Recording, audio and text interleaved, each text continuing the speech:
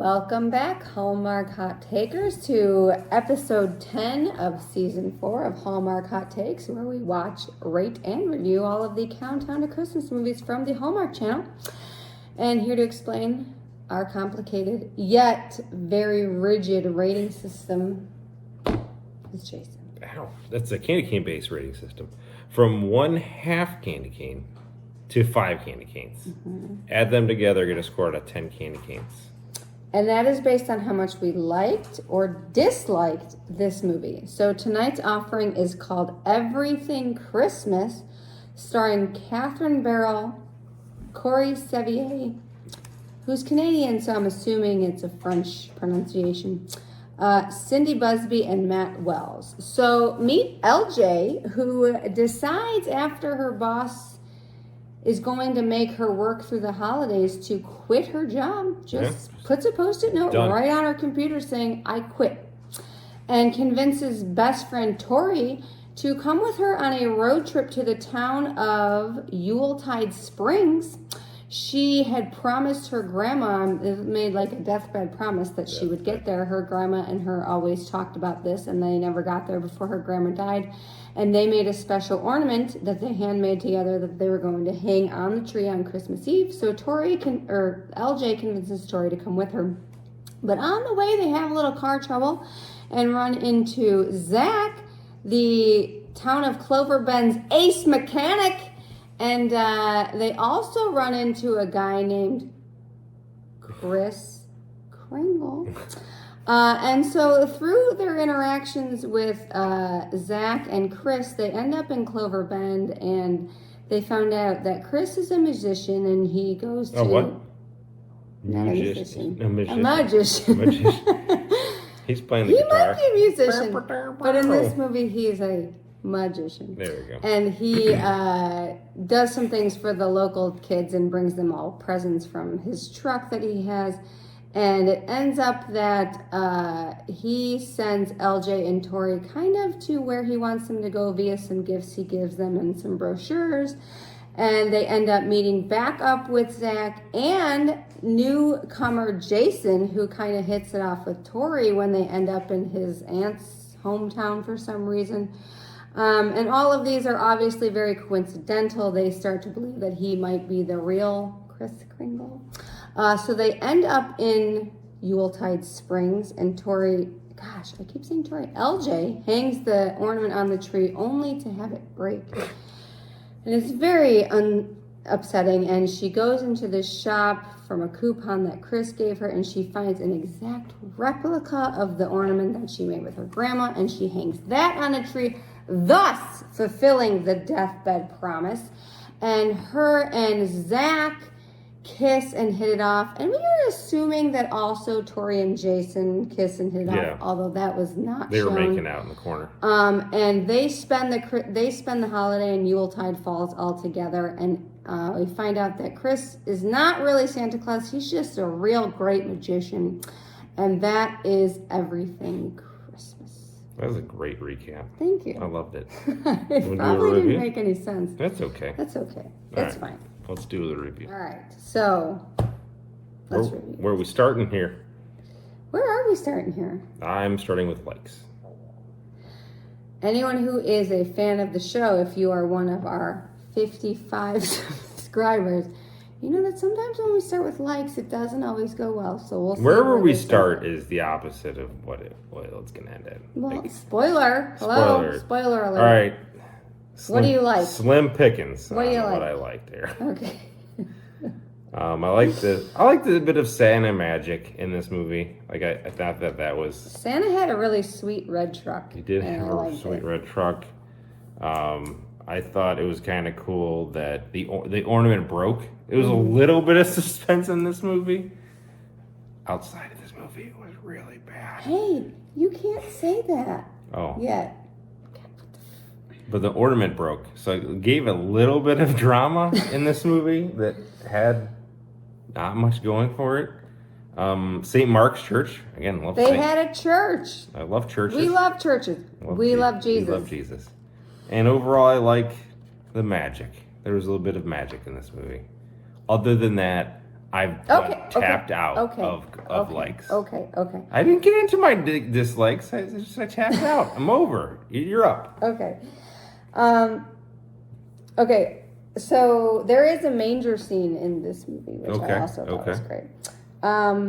There was another Lord of the Rings reference, which I was here for. Back to back. This is like back to back. It might be becoming the 2023 theme of Hallmark Hot Takes. I thought her she rambled to the mayor of Yuletide Springs about her whole how she ended up there, and I just thought it was kind of cute. I did like the broken ornament. Yeah, I did. That was good. I liked Tori. I thought she was a good character, and I thought she was a good best friend. Yeah, I would give that to you. I kind of liked the fact, so they had the Santa magic, but then they made it out that he was a magician, not a musician, a magician. Yeah. And I thought that was kind of interesting. Because then it's just not magic. And you're like, okay. Right. So he had this kind of long con going on. Yeah. So you weren't sure if he was like a con artist or a magician or a real Santa. It was sort of ambiguous, and I liked that. Yeah. So those were my likes. That's good. Now that we're 2 minutes and 30 seconds into likes, what about the dislikes? Do you want me to go first? If we have time. There was a dude with a man-bun in this movie, and I did not. Okay. The first scene of the movie, when she quits her job, she had very bad earrings on. Did not like those. That was incredibly awkward. That whole part was like, I thought it was like a dream or something so fake. It was so fake how she quit and how this guy was like, how you doing? Well, you're going to work Christmas. Right. And I don't care if you don't. Big Bad Evil Boss does not wear a man bun, just so you're aware.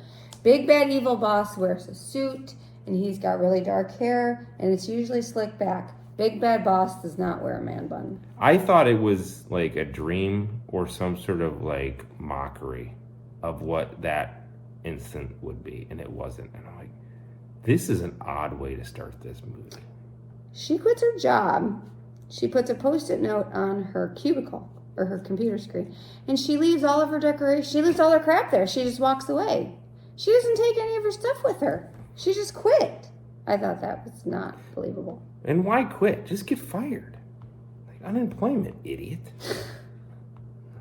She should have just... Tori probably got fired, but we don't know what happened to her. I didn't like... So, when they first break down right outside of Clover Bend... Yes. Zack comes. Yes. And he's going to tow them, but he already has a tow with him, so he has to drop them off first and then come back.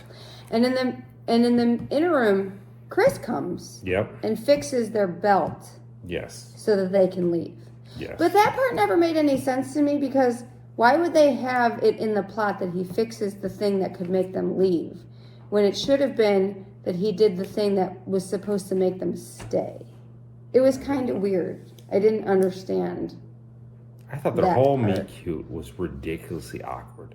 Like, they went from 0 to I love you in like 5 seconds. Well, it was incredibly weird. I have written down that these two are doofuses. Because they're very awkward. This movie should have been called A Dork's Christmas Carol.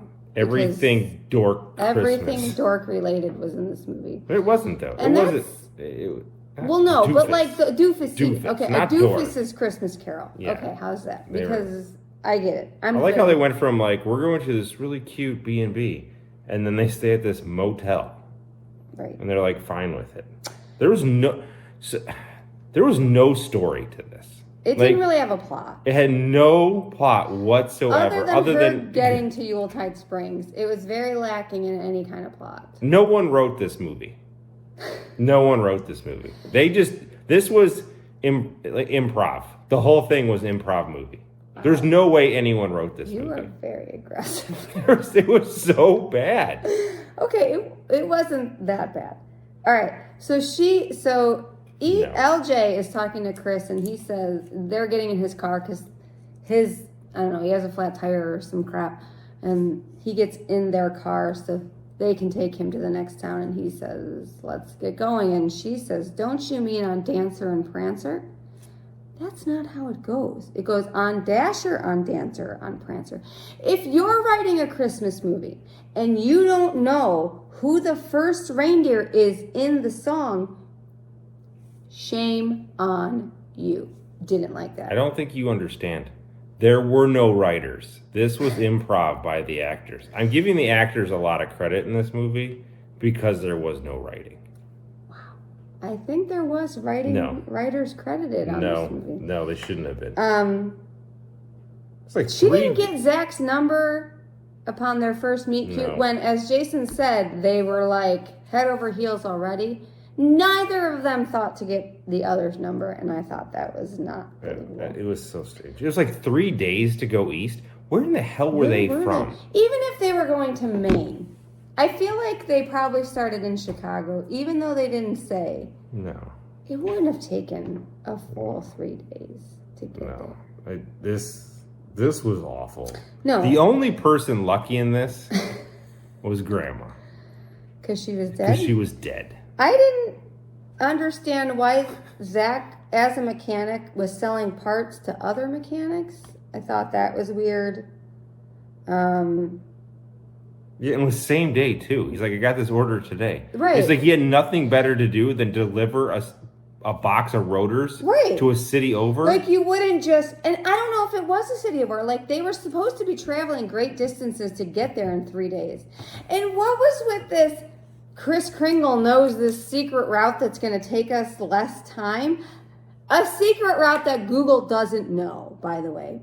And mind you, he's not supposed to be Santa, so it's not a magic route. It's just a magician route. I thought that was holy. How about when they were just outside or around Ohio, going east, mind you, and they were in a scene of mountains that looked like it was out west, like crazy mountains. Like there are no, let me be clear. We're in Ohio. Okay. There are no crazy mountains like that. Certainly not in the northern Ohio, which if they were coming from Chicago, they're coming through the northern part of the state.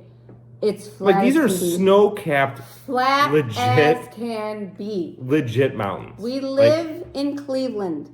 Purple Mountain Majesty. Like these, I'm like, what is going on here? Like European mountains. No. It doesn't happen. Can we get to the candy canes? We're 8 minutes into this. Listen, I'm not ready because I have more things. There was a blue-haired dude at the candle ceremony. Him. No. Low stakes, and I don't know what that says. They aren't good workers. So, like, she quits her job, which is fine. And then Tori, who doesn't want to lose her job, agrees to this craziness anyway. And they're like, oh, she's going to work remotely. But then she just decides she doesn't care about her job. Like, these two are, like, very, dare I say it, the millennial stereotype about their jobs. We're going to lose. I know. We're going to get on subscribers. But it was, I don't know. Maybe they're more... What about the candy canes? What are you going to get? Half a candy cane. Stop This was awful. Awful. I don't know if it was awful. Awful. I'm not going to give it a half a candy cane. Oh my God, really? Like, I was like 3 minutes into this and I'm like, this is so bad. Because I hated the first hour of this movie. I hated it. I did hate the first hour. The second hour was better. I couldn't get over the first hour. I was like, why? Why could I come from a 10 candy cane masterpiece and then this is what I get? Half a candy cane. What do you got for it? You're clearly not going half a candy cane. I am giving it an extra boost for Tori, the church, and the Lord of the Rings reference. And the manger scene. Okay. So I will give this 1.5 candy. 1.5 candy? 3 times my rating. You are I didn't hate it as much. Incredibly I thought it was generous. bad. I thought it was bad, but it wasn't a hell dweller for me. So that's half it gave me 1.5, so that's a 2. A 2. Incredibly generous. Incredibly generous. Listen, that's still a bad rating. You don't need to get upset about it. I feel like you're upset. I'm disappointed because I don't get to use the flames of Candy Cane Hell. It's not a hell movie. It was a bad first hour, an okay second hour. Yeah. But all right, a lot of things didn't make sense. Let's do a preview? Should I have given it a 1? You already locked in, and you're going to regret that. No, you probably regret that when we're done recording. 1.5, because they had a church and a manger scene. And I did like Tori. Tori saved the movie for me, because she was the only, like, non-irritating part. No. All right, preview time. All right, there was a bit of an argument off camera about this movie. Jay and I just, don't see eye to eye. He thinks it was super bad. I just think it was generally bad. So we'll just have to agree to disagree. But we're moving on. Where are we going next? Christmas Island, starring Rachel Skarsten and Andrew Walker, who I like. We do like Andrew Walker. Yeah, we like Andrew Walker.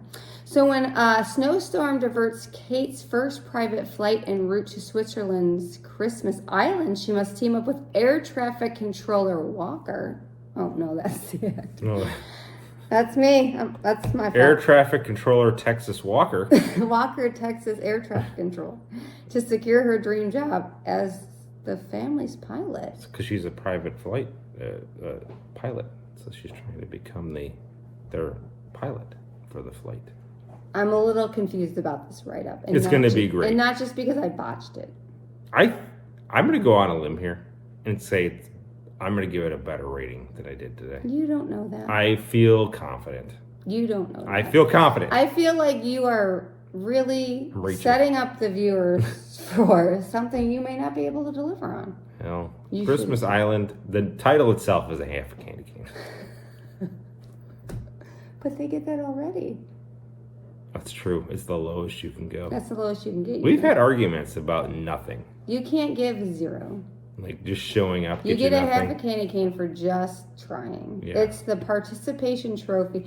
So the Hallmark Hot Takes Hell is the participation trophy of Hallmark Hot Takes. True. All right, we've gone too long. All right. Good day.